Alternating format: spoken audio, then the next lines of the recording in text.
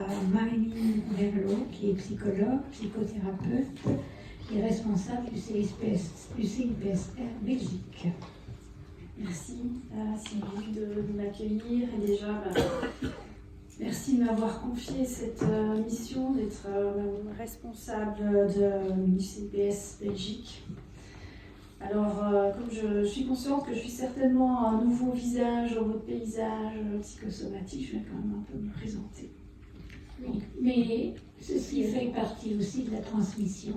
Voilà, c'est-à-dire que de plus en plus, je m'oriente vers des personnes qui sont plus jeunes et qui pourront effectivement nous seconder par la suite. Voilà. Et c'est un honneur d'en faire partie, en tout cas, de ce voyage de transmission. Donc, je suis psychologue, je travaille en Belgique.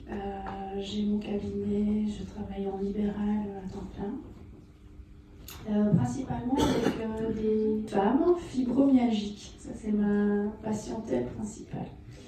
Alors d'abord, comment est-ce que j'ai rencontré la pensée de Sami Ali? C'était il y a 20 ans.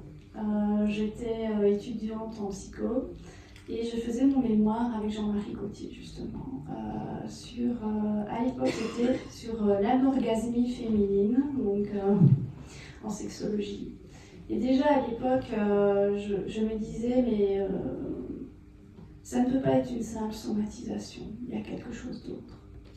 Et Jean-Marie, qui était déjà très présent pour moi, m'a fait connaître donc, la pensée de Sami Ali. Et c'est là que j'ai lu ses lectures, corps réel, corps imaginaire. Et ça a vraiment confirmé en fait ce que je pressentais. Mais j'étais encore assez jeune et j'avais vraiment besoin d'avoir des connaissances, des lectures sur le sujet. Et ça m'a vraiment bien nourrie.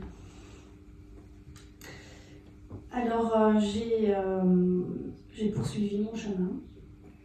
Et donc j'ai rencontré donc, des patientes fibromyalgiques.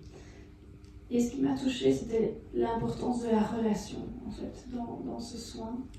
Et cette relation qui est, pour moi, faite d'amour, et c'est nécessaire dans le suivi de ces personnes.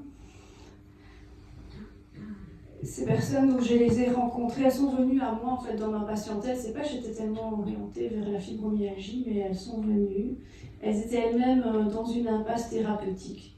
Les soignants ne savaient pas trop quoi en faire. C'était assez fatigant pour eux, la plainte, la douleur chronique, comme ça, répétitive. Et donc on me les a envoyés chez la psy. Et là, je me suis dit, je manque d'outils. Et c'est pour ça que j'ai fait la formation donc avec Sami Ali et Sylvie Cady en 2015. Et ça a été vraiment une confirmation des outils que j'utilise encore chaque jour aujourd'hui dans mes thérapies avec donc ces personnes. Et ça m'a aussi aidé à conceptualiser des outils de gestion de la douleur donc, qui intègrent cet aspect relationnel, cet affect dans le soin, bien plus que la technique, parce que j'ai fait d'autres formations aussi, je me suis spécialisée, donc j'accompagne les traumas complexes, j'ai fait des formations en techniques sensorimotrices, etc. Donc des techniques basées sur les neurosciences, la pleine conscience, des très beaux outils. Mais pour moi, ils sont indissociables de la dimension relationnelle, c'est-à-dire de l'amour dans le soin, en tout cas pour les personnes fibromyalgiques. Rien que de leur donner une place, une écoute chaleureuse, enveloppante, rien que ça, j'ai remarqué dans toutes les patientes que j'ai vues que ça les sortait d'une impasse en fait. Elles pouvaient commencer à prendre conscience d'elles-mêmes et donc à se représenter le symptôme qu'elles portaient.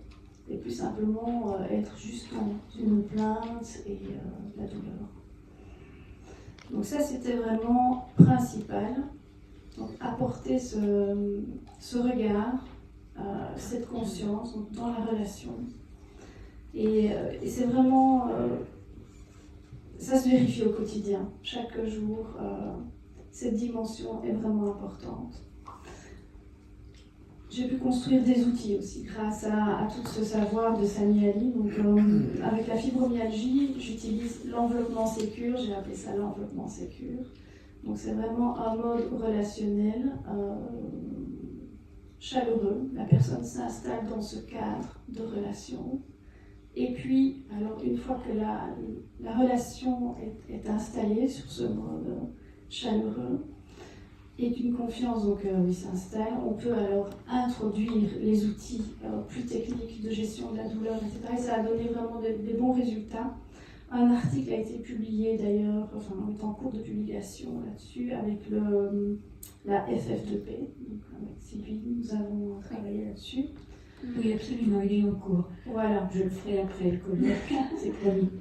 Donc il y a aussi une dimension recherche avec le CIPS Belgique. Donc nous publions des articles.